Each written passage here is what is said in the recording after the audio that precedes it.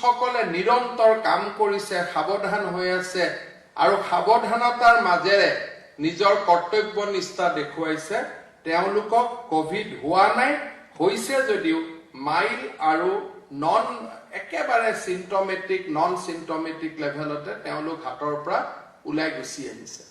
আজি আমাৰ লগত এনেকুৱা ডক্টৰ আছে গুৱাহাটী মেডিকেল কলেজৰ মাইক্ৰবায়লজি ডিপাৰ্টমেণ্টত 75,000 টেষ্ট হৈছে।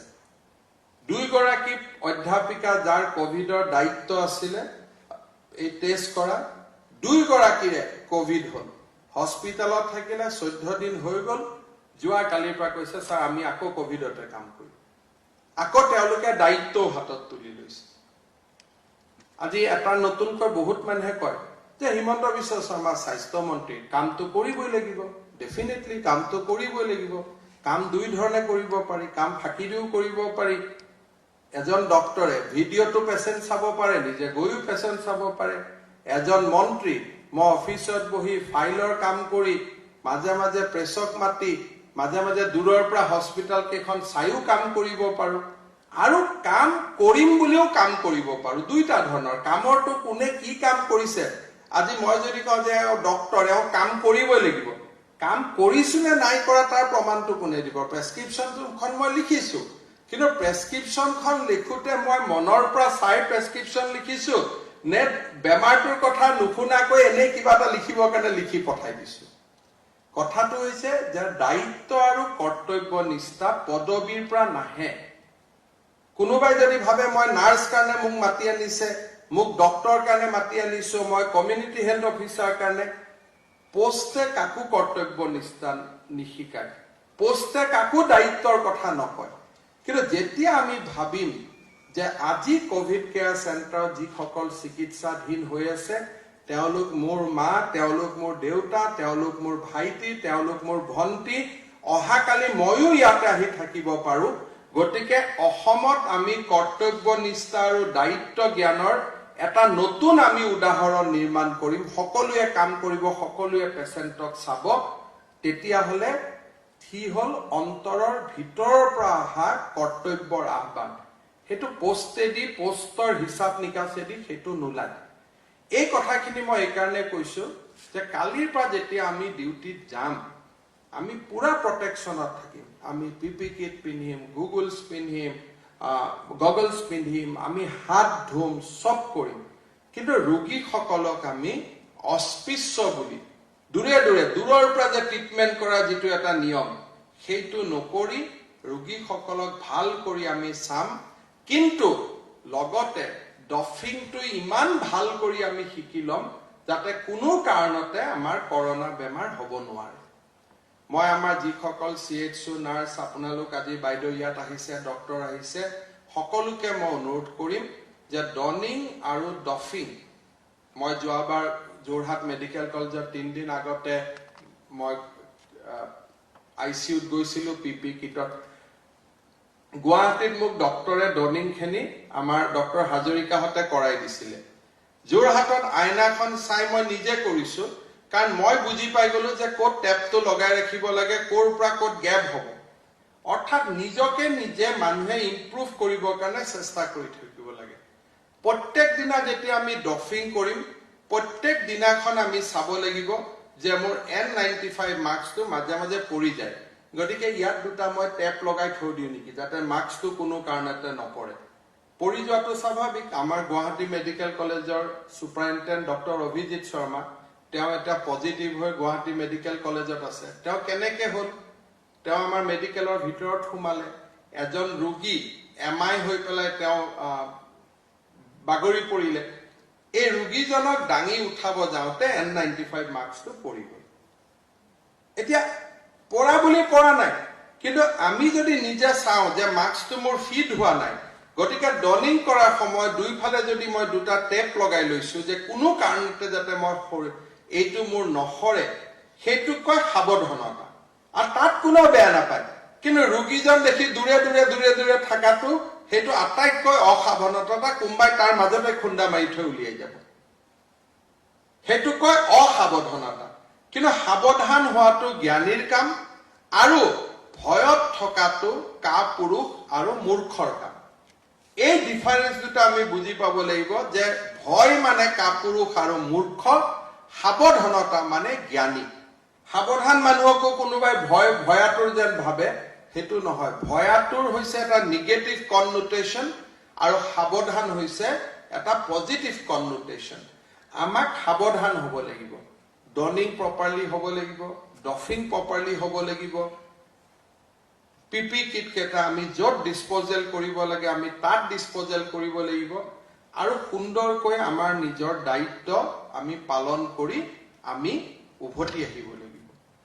আপোনালোক যেতিয়া চিচিচিত যাব, গুৱাহাটীত যিসকলৰ কোভিড হয়, মই নাজানো, অকণমান কেতিয়াবা মোৰো খং উঠে, কিন্তু মই নাজানো ভিতৰত সোমালে কেনেকুৱা মানসিকতা হয় পেচেণ্ট বিলাকৰ। নিজে পেচেণ্ট যোনদিনাখন হ'ম, কোনোবা কোভিড কেয়াৰ চেণ্টাৰত থাকিম, সিদিনাখন হয়তো মই গম পাম, কিন্তু এতিয়ালৈকে ময়ো গম নাপাওঁ। ভিতৰত থাকিলে কিছুমান মানুহে, আমাৰ গুৱাহাটীত মই পেচেণ্ট দেখিছো, কিছুমানে মোক হোৱাটছআপ কৰে যে ছাৰ গৰম পানী নাই ইয়াতে।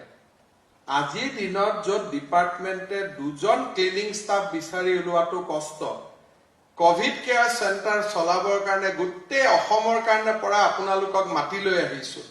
কিমান পেচেণ্ট আপোনালোক ইয়াত অহাৰ কাৰণে আজিৰ দিনটোত কষ্ট পাব। আপোনালোকৰ চাব চেণ্টাৰ বিলাকত পেচেণ্ট বিলাক আহি আপোনালোকক নাপাব।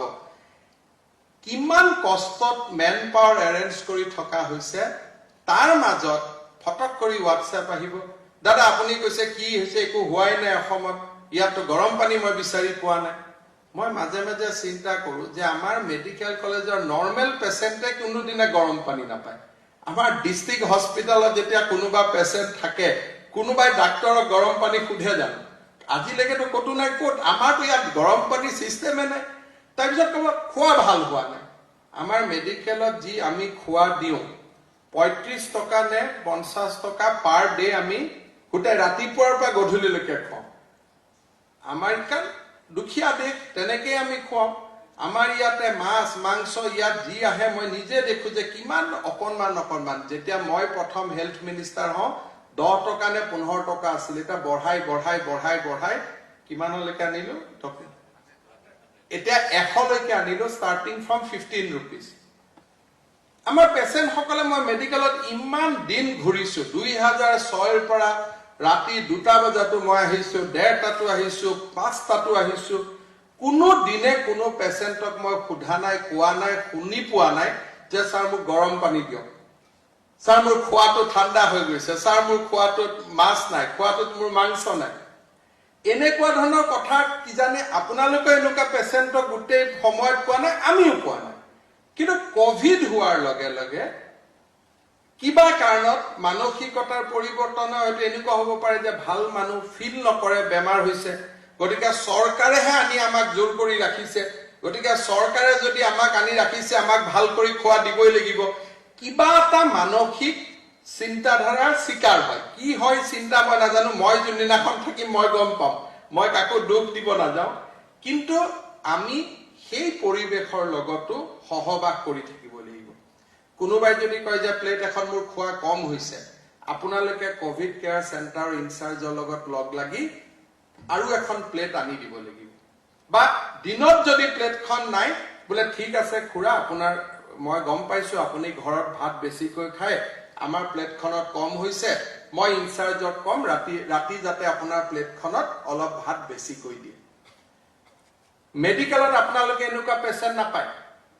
আপোনালোকে, মইতো আজিলৈকে কোনোদিনে ইমানবাৰ GMCHত আহিছো, খোৱাটো হয়তো আটাইতকৈ বেয়া, কেতিয়াও খোৱা বোৱাৰ কথা পেচেণ্টক কোৱা মই শুনাই নাই। খুব বেছি কয় ছাৰ এই ঔষধটো কিনিবলগীয়া হৈছে বাহিৰৰ পৰা, কমপ্লেইন ইমানেই।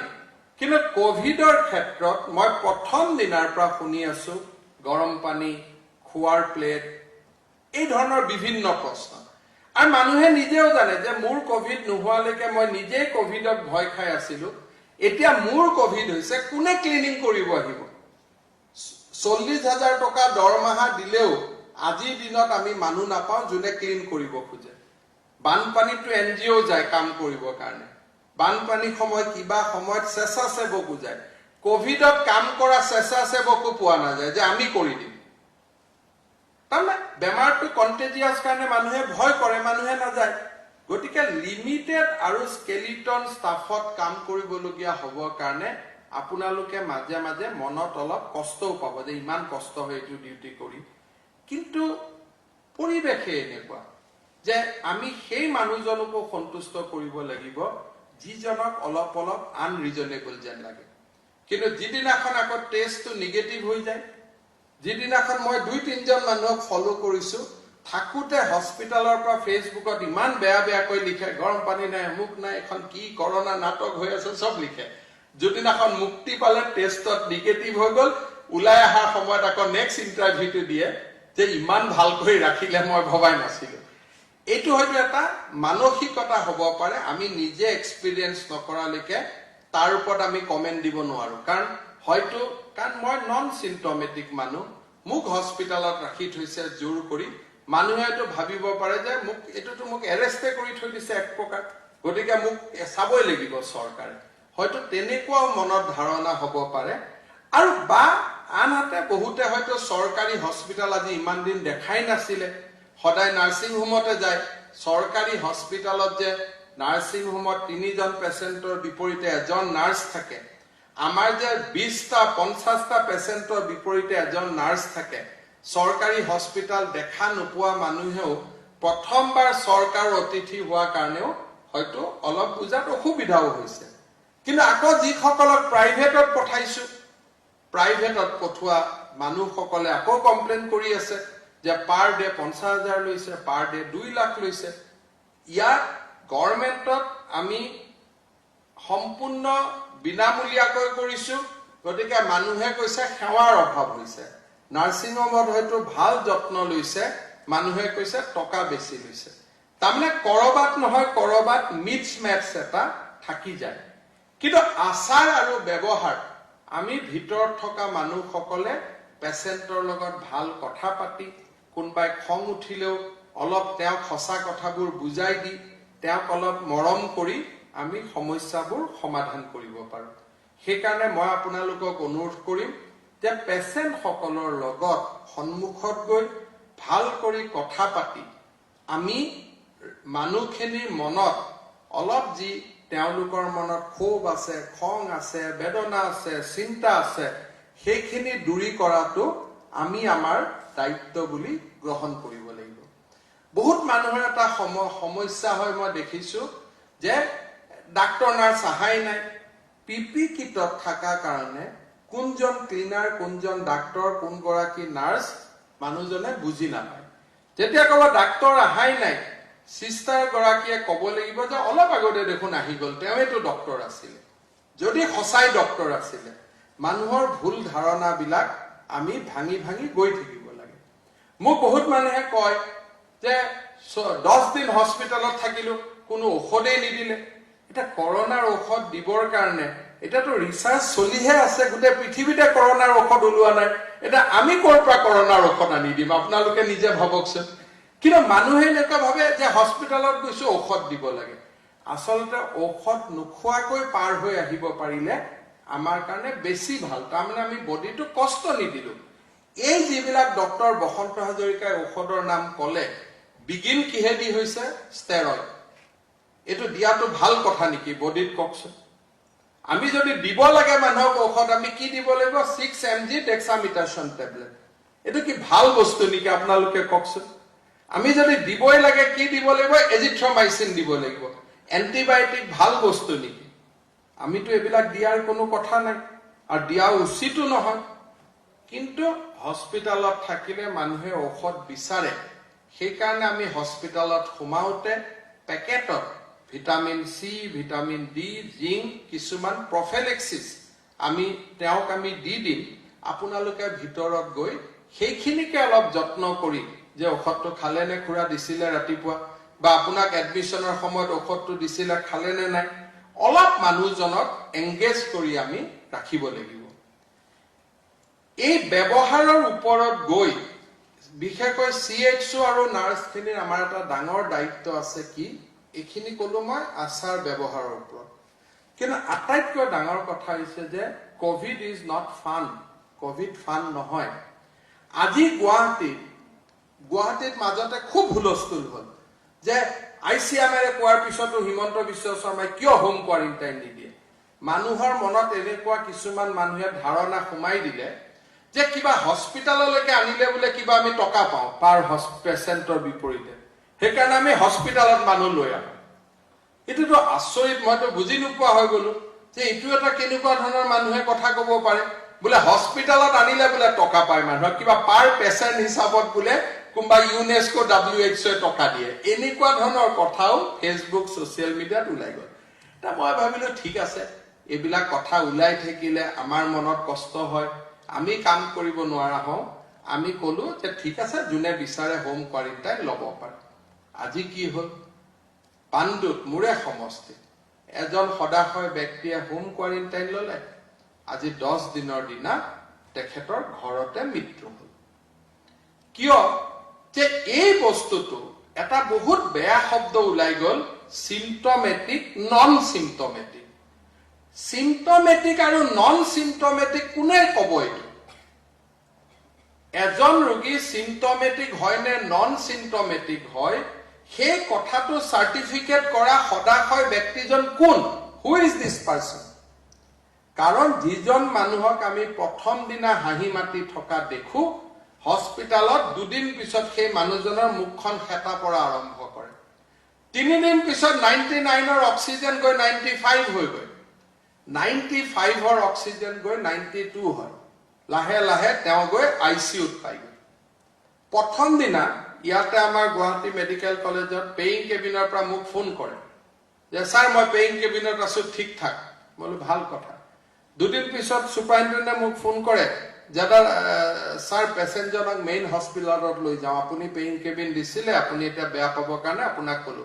বোলো কিয় হস্পিটালত লৈ যায়? বোলে অক্সিজেন ফল কৰা আৰম্ভ কৰিলে। ভাল কথা।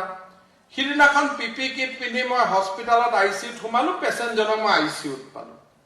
তাৰমানে within a span of 5 days তেওঁ প্ৰথম ক্লাছ 1 পালে পেইং কেবিন, ক্লাছ 2 পালে হস্পিটাল, নেক্সট দিনাখন একে জাপে ক্লাছ 10 পালেগৈ ICU।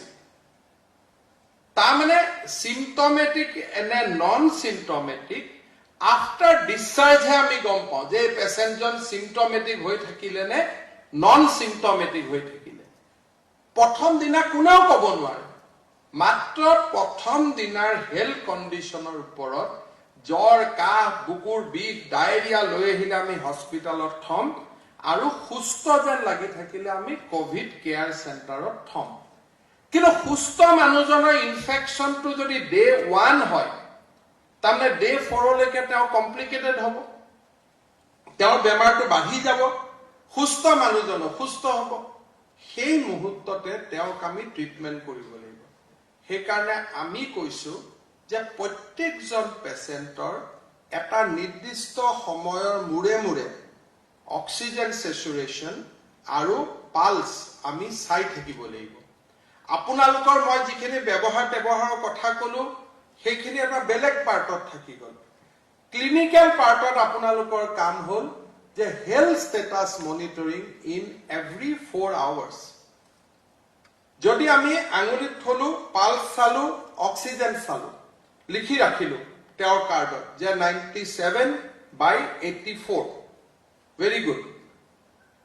নেক্সট 4 ঘণ্টাত আমি দেখিলো, চাব আহিলো 96/89, দুইটাই কোনো প্ৰব্লেম নাই, দুইটাই ভাল। কিন্তু তেওঁ কেনেকে 97ৰ পৰা 96 হ'ল, অলপ আমাৰ মনত সন্দেহ হৈ থাকিব লাগিব। 4 ঘণ্টাৰ পিছত আকৌ গলো আমি পেচেণ্টজনৰ ওচৰত, এইবাৰ দেখিলো পালস 96, অক্সিজেন 94। তাৰ মানে উইদিন 8 ঘণ্টা তেওঁ নামি গৈ আছে অক্সিজেন। যেতিয়া আপোনালোকে দেখিলে যে অক্সিজেন নামি গৈ আছে, লগে লগে কোভিড কেয়াৰ ইনচাৰ্জত থকা ডক্টৰজনক ক'ব লাগিব যে ছাৰ, এই 8 ঘণ্টাৰ ভিতৰতে 4 ঘণ্টাৰ ভিতৰতে তেওঁৰ কিন্তু অক্সিজেন নামি গৈ আছে। 96, 97 ইজ কমন, একো প্ৰব্লেম নাই, কিন্তু নামি যোৱাটো বিপদজনক। কোনোবা মানুহে মাস্ক পিন্ধি থাকিলে অক্সিজেন কমি থাকে 95 আছে 96 আছে কিন্তু আপোনালোকৰ মিটাৰত আপোনালোকৰ কাগজখনত গ্ৰাফডালত যেটা কমা দেখিব লগে লগে ডক্টৰক ইনফৰ্ম কৰিব লাগিব কাৰণ কমাটোৱে আটাইতকৈ বেয়া চাইন আৰু যেতিয়াই কমি যাব তেতিয়াই আমি যেটো কলে এজিথ্ৰমাইচিনে হওক ডেক্সামিটাছনে হওক ষ্টেৰয়েডে হওক আমি কৰিব লাগিব নেক্সট পৰ্যায়ত যদি আৰু অলপ ড্ৰপ হয় আমাৰ সমী সিনহা ডাঙৰীয়াই কোৱা মতে এম্বুলেন্সত আমি তাক হস্পিটালত পঠাই দিম কিন্তু সিস্টাৰে যদি এটা পেশেন্টক নাচাই সিএইচইউ যদি এটা পেশেন্টক চাই নাথাকে অক্সিজেন ড্ৰপ হোৱাটো আমি ধৰিব নোৱাৰিম হাঁহি থকা পেশেন্টটো ৰাতিয়ে সিৰিয়াছ হৈ যাব ৰাতিয়ে ঢুকাই যাব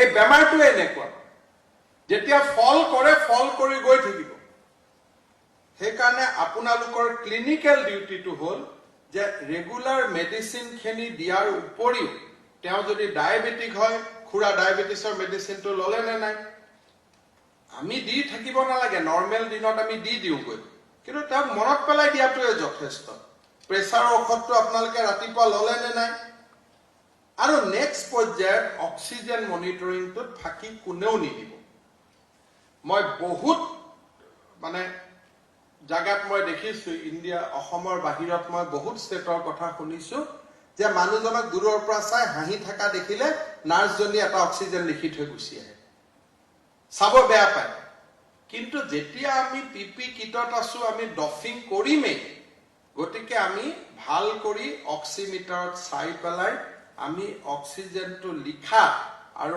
অক্সিজেনটো কমি আহিলে ডক্টৰক জনোৱাটো আমাৰ দায়িত্ব এইখিনি কথা আপোনালোকে মনত ৰাখিব তৃতীয়তে আপোনালোকৰ কষ্ট হ'ব কোনোবাই ক'ব মোৰ হোটেল বেয়া কোনোবাই ক'ব মোৰ খোৱা বোৱা বেয়া কোনোবাই ক'ব মোক ডাবল ৰুম কিয় দিলে কোনোবাই ক'ব মোক সিঙ্গল ৰুম কিয় দিলে এই সময়ত আমি কমপ্লেইন কৰাৰ সময় আজি নহয় বহুত আপোনালোকৰ মনত বহুত কমপ্লেইন থাকে বহুত অভিযোগ থাকে কিন্তু এই সময়ত আজি আমাৰ বিষয়ে কিমান লিখি থাকে আমি কাম কৰি আছো কালি কোনবাই প্ৰেছ কনফাৰেন্স কৰি দিব কালি কোনবাই কৰিব মন্ত্ৰীকে কিয় কোৱাৰেন্টাইন কৰা নাই হাজাৰটা প্ৰশ্ন কিন্তু এই প্ৰশ্নবিলাক কিয় কৰে কাৰণ আমি যাতে ডিমোটিভেট হৈ যাওঁ আমি যাতে দুৰ্বল হওঁ আৰু দুৰ্বল হলে যাতে আমি কাম কৰিব নোৱাৰা হওঁ তেতিয়া অসমত যেতিয়া মানুহৰ মৃত্যুৰ হবদে আহিব তেতিয়া সেই মানুহবিলাকে ক'ব যে এই মানুহজন কেনেকে ইমান মানুহ কেনেকে মৰিলে অসমত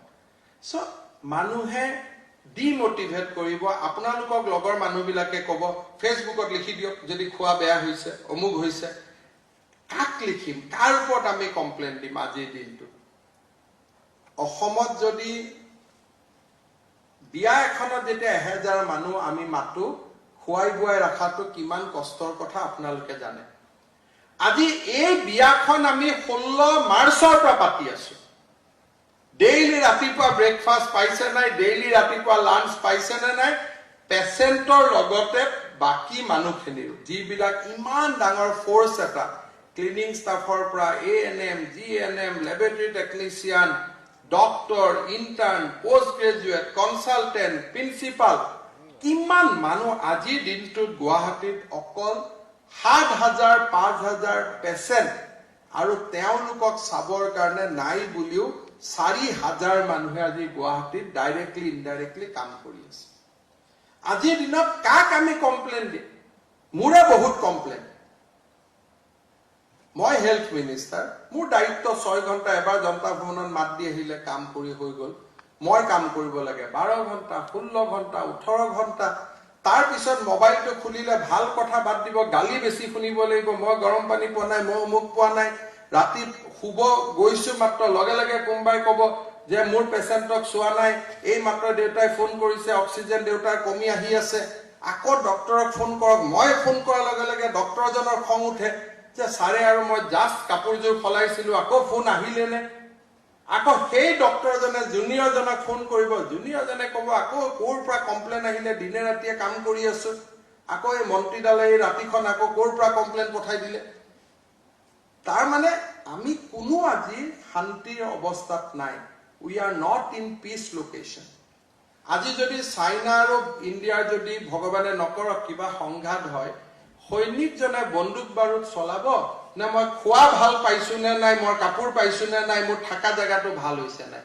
তেওঁৰ দায়িত্ব হল মাতৃভূমিক ৰক্ষা কৰা সেই মুহূৰ্তত পিছত আমি উজৰ আপত্তি দিম পিছত আমি গালিও দিম যে স্যাৰ আপুনি আমাক মাতি লৈ আহিলে কিন্তু খুব বেয়া কৰি আমাক ৰাখি পঠাই দিলে কিন্তু আজিৰ দিনটোত সৈনিকজনৰ কাম যেনেকৈ মাতৃভূমিক ৰক্ষা কৰা আজিৰ দিনটোত আমাৰ কাম হল মানুহৰ জীৱন ৰক্ষা কৰা এই মুহূৰ্তত বেছি সুবিধা আমি দিম যত যি যেনেকে পাৰো আমি চেষ্টা কৰিম কিন্তু বহুত বেছি উজৰ আপত্তি নকৰিব কাৰণ মই প্ৰথম দিনৰ পৰাই কৈ আহিছো যে কি কাৰণে নাজানো যে ভগৱানে আমাক নিৰ্বাচন কৰিছে যে এই মহামাৰী সময়ত ৰাইজক সেৱা কৰা বেলেগ এজনো স্বাস্থ্য মন্ত্ৰী থাকিব পাৰিলেহেঁতেন বেলেগ এজনো এই সময়ত CHO হ'ব পাৰিলেহেঁতেন আপোনাৰ জন্ম 5 বছৰ পিছতো হ'ব পাৰিলেহেঁতেন 5 বছৰ আগতো হ'ব পাৰিলেহেঁতেন এই লৰাবিলাকে এই বছৰ পিজিত সিট নাপায় অহাবাৰো সিট পাব পালেহেঁতেন কিন্তু ভাগ্যই আমাক সুযোগ দিছে যে মানুহক সেৱা কৰে সময়ত আমাৰ ভাগ্যৰ এইটো লিপি যে এনেকৈ আমি মানুহক সেৱা কৰিব লাগিব আৰু সেই ভগৱানৰ যিটো আমাৰ প্ৰতি আজি আমাক ভগৱানে যি দায়িত্ব দিছে যে এই সময়ত মানুহক চোৱাৰ বাবে আমাক নিৰ্বাচিত কৰিছে ইংৰাজীত আমি কম যে we are the chosen ones গতিকে আমি আমাৰ দায়িত্ব পালন কৰিব লাগিব আৰু আপোনালোক নিশ্চিত থাকক সমাজে মানুহক বহুত মৰম কৰে কেতিয়াবা কেতিয়াবা মুকে পেপাৰ নিউজ দেখায় স্যাৰ আপোনাৰ কথা এনেকৈ লিখিছে ঠিক আছে কিন্তু যেতিয়া মানুহৰ মাজত যাওঁ মানুহৰ অদ্ভুত মৰমে সব পাহৰাই দিয়ে আজি অসমৰ doctor nurse health officer GNM cleaning staff অসমবাসী ৰাইজে আমাৰ ডিপাৰ্টমেণ্টক যিমান শ্ৰদ্ধা আৰু মৰমেৰে চাইছে হয়তো বহুত দিন ডক্টৰে কাম কৰিও ইমান মৰম আৰু সেৱা মানুহৰ পৰা কেতিয়াও পোৱা নাই আজি স্বাস্থ্য বিভাগৰ প্ৰত্যেকজন ব্যক্তিৰ প্ৰতি মানুহৰ মৰমে বদলি গ'ল মানুহৰ কথা বতৰাই বদলি গ'ল এই ধৰণৰ কেতিয়া আমি মিলিটাৰীক গৈ ৰেকৰ্ড আছে যে আমি মিলিটাৰীক ধন্যবাদ দিওঁ মিলিটাৰীয়ে কেতিয়াবা প্লেন চলাই আহি ডাক্তৰক ফুল পেলো আমি দেখিছিলো নেকি আজি আপোনালোকে চিন্তা কৰকচোন যে আমাৰ গুৱাহাটী মেডিকেল কলেজৰ ওপৰত এয়াৰ ফোৰ্সৰ স্বাধীনতা দিৱসত জজ ফিল্ডত আমাৰ ৰাষ্ট্ৰপতি যেতিয়া 26 জানুৱাৰীত পেৰেড লয় ৰাষ্ট্ৰপতিক সেলুট জনাবৰ কাৰণে আকাশত হেলিকপ্টাৰ উৰা আৰ্মি উৰা আমি দেখা পাইছো কবাত ডাক্তৰ নাৰ্ছক সন্মান জনাবৰ কাৰণে আকাশত হেলিকপ্টাৰ প্লেন উৰে নেকি এনেকুৱা এটা পৰিবেশ আজি আমাৰ হৈছে আৰু আমি অসমে ষ্টেণ্ড কৰি এই পৰিবেশৰ পৰা ওলাই যাব লাগিব আজি ভগৱানৰ আশীৰ্বাদত আমাৰ টেষ্টিং আটাইতকৈ বেছি আমাৰ ৰিকভাৰী ৰেট আটাইতকৈ বেছি মৰ্টেলিটি ৰেট আটাইতকৈ আমাৰ কম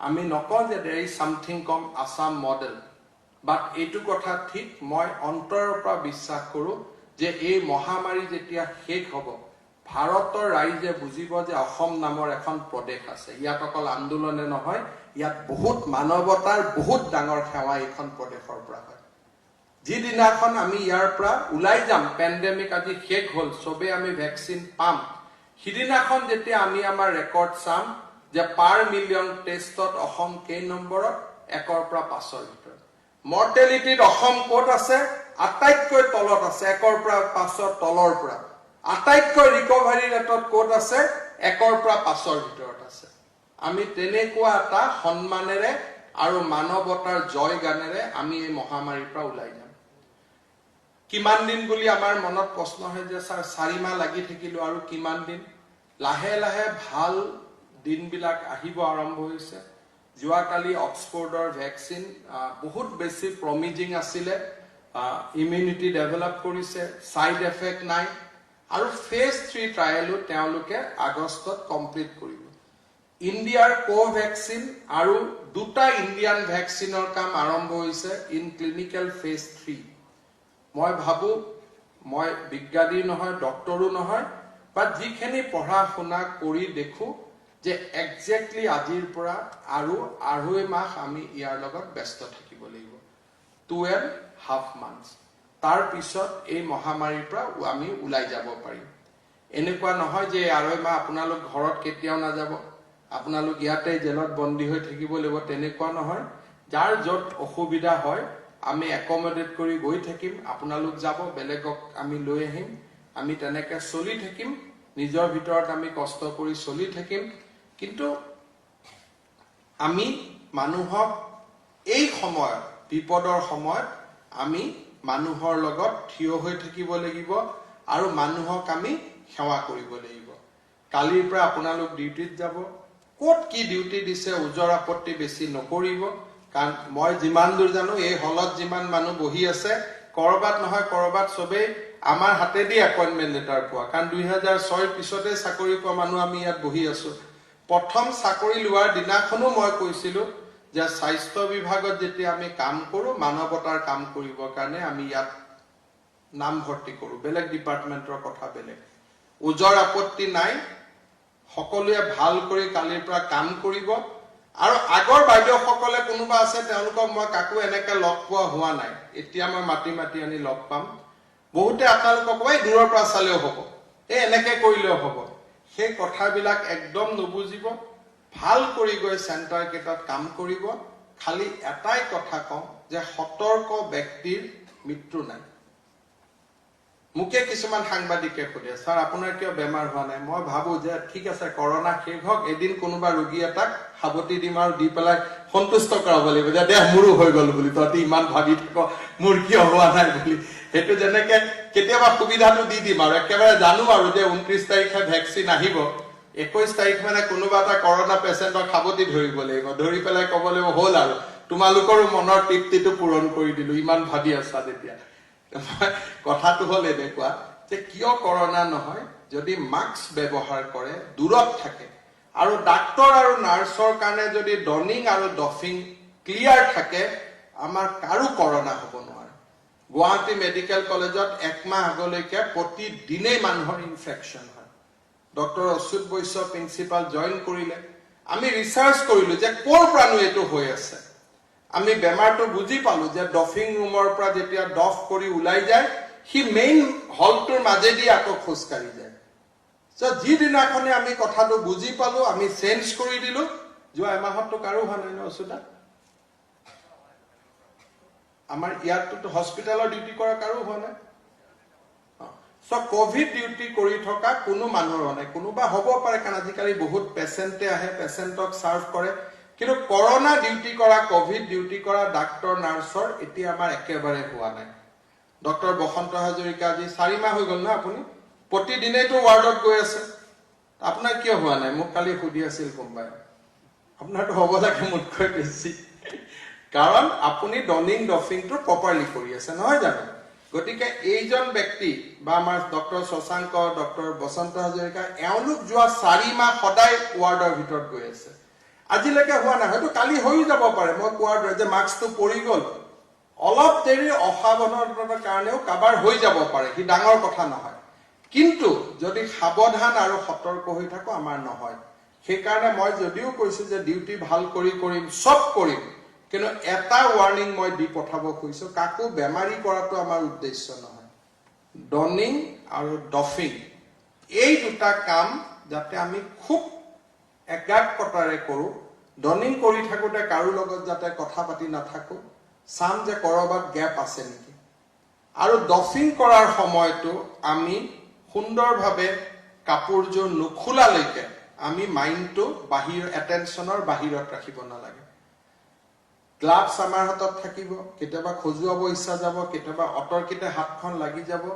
ভিতৰতো গ্লাভছ পিন্ধিও চেনিটাইজ কৰি থকাটো খুব প্ৰয়োজনীয়। যদি আমি 5 মিনিটৰ মূৰে মূৰে চেনিটাইজ কৰি থাকো, হাতখন যদি চকু আৰু নাকৰ ওচৰত দিব নিদিও, মুখত দিলেও আমাৰ বেমাৰ কেতিয়াও নহয়। এটা কথা কোৱা উচিতো নহয় যে বহুতে মোক প্ৰশ্ন সোধে, ছাৰ আমাৰ ইঞ্চুৰেঞ্চ কভাৰ আছে নে নাই? মই ইমান দূৰলৈকে নাযাওঁ। আমি সব ভালে থাকিম, চৰকাৰে আমাক সকলো প্ৰকাৰে চাব আৰু আমি একেলগে মিলি এই কৰোনাৰ পৰা আমি ওলাই আহিম। সকলোকে মই কলো তিনটা কথা যে পেশেন্ট সকল মই নাজানো কৰোনাৰ পেশেন্ট সকল নৰ্মেল পেশেন্টতকৈ অলপ অবুজ ধৰণৰ হয় কিয় হয় হেতু পিছত সাইকোলজি ডিপাৰ্টমেন্টে বা কিবা মানসিকভাৱে তেওঁলোকে কৰিব খালি মই এটা বুজিছো যে সুস্থ মানুহ 14 দিন বন্ধ হৈ থাকিব লাগে কাৰণে হয়তো খং অলপ বেছি হয় মোৰ ধাৰণা কিন্তু আৰু কিবা কথা আছে নেকি মই নাজানো কিন্তু তেওঁলোকৰ কিছুমান ডিমান্ড আহে যিবোৰ ডিমানে হয়তো আপোনালোকক কেতিয়াবা অলপ কষ্ট দিব এই ইমান কৰি আছো আকৌ গৰম পানী খুজি দিলে ইমান ভাতৰ গ্লাছটো আনি দিলো কলে ভাতটো বেয়া মোক এইবিলাক আমি শুনিব লাগিব কাৰণ তেওঁলোকৰ মানসিকতাটো আমাৰ বেমাৰ নোহোৱালৈকে আমি বুজি নাপাম আমাৰ যেতিয়া বেমাৰ হ'ব তেতিয়াহে আমি বুজিম যে আমাৰ কিয় ইমান খং উঠি থাকে সেইকাৰণে অকনমান আপোনালোকে সহ্য কৰিব লাগিব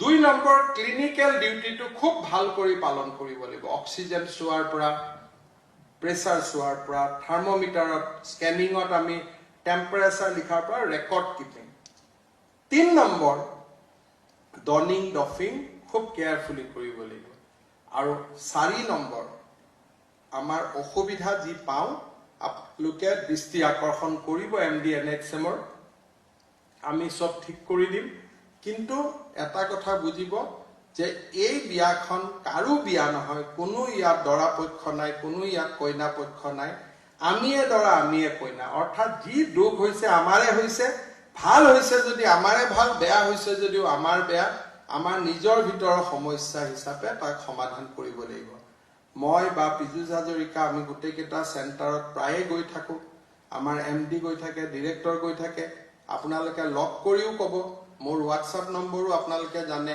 কিবা অসুবিধা দেখিলে আপোনালোকে আমাক জনাই দিব আমি যিমান পাৰো সেই সমস্যাবোৰ সমাধান কৰাৰ কাৰণে আমি চেষ্টা কৰিম এইখিনিকে মোৰ কবলগীয়া আছিলে আৰু কোনেও ডিউটিত না নকৰিব সবে গৈ কৰক কাৰণ যদি ভগৱানে কৰোনা দিবলগীয়া আছে আমাক এনেও দিব যত থাকি দিও গতিকে বহুতে কয় নহয় যে নাখাই মৰাতকৈ খায়ে মৰা ভাল যদি মৰিবই লাগে ঠিক তেনেকে ধৰণে এটাই মনত ৰাখিব ৰাখে হৰি মাৰে কোনে মাৰে হৰি ৰাখে কোনে যি ধৰ্মৰে আমি নাথাকো কিয় আমাক যদি নেদেখাজনে যদি কৰোনা দিব খোজা নাই আমাৰ কেতিয়াও কৰোনা নহয় কৰ্তব্যত থাকি সকলো ভাল কৰ্তব্যৰ পৰা আঁতৰি কৰোনা হলে মনটো বেয়া লাগিব কৰ্তব্যত থাকি কৰোনা হলে আপত্তি নাথাকিব যে কাম কৰোতে হৈছে যদি এটা কাম নকৰি বাছত ঘৰলৈ চাৰ ডিউটি নকৰো যাওগৈ তিনসুকীয়ালৈকে ঘূৰি যাওঁতে যদি কৰোনা হয় গোটেই জীৱনটো মনটো বেয়া লাগিব দেট কৰোনাৰ ভয়ত গুৱাহাটীৰ পৰা গুচি আহিলো ৰাস্তাতে কৰোনাটো হল কিন্তু কৰ্তব্য পথত যিয়ে পাম কৰ্তব্য পথত ভাল পালেও সেয়া সন্মান বেয়া পালেও সন্মান কৰ্তব্য পথত যেতিয়ালৈকে আমি অটল হৈ থাকিম তেতিয়াহলে ওপৰৱালাৰ নেদেখাজনৰ সদায় আমাৰ প্ৰতি আশীৰ্বাদ থাকিব এইখিনিকে মই কলো আপোনালোকে খুব ভাল কৰি কাম কৰক once again my apology to the students who has come from outside Assam but anyway this is your call and we have decided that each of us will do our best for containing this pandemic I think that all of you will join the duty by tomorrow and you will serve to the best of your ability. Thank you very much. Dhanyabad.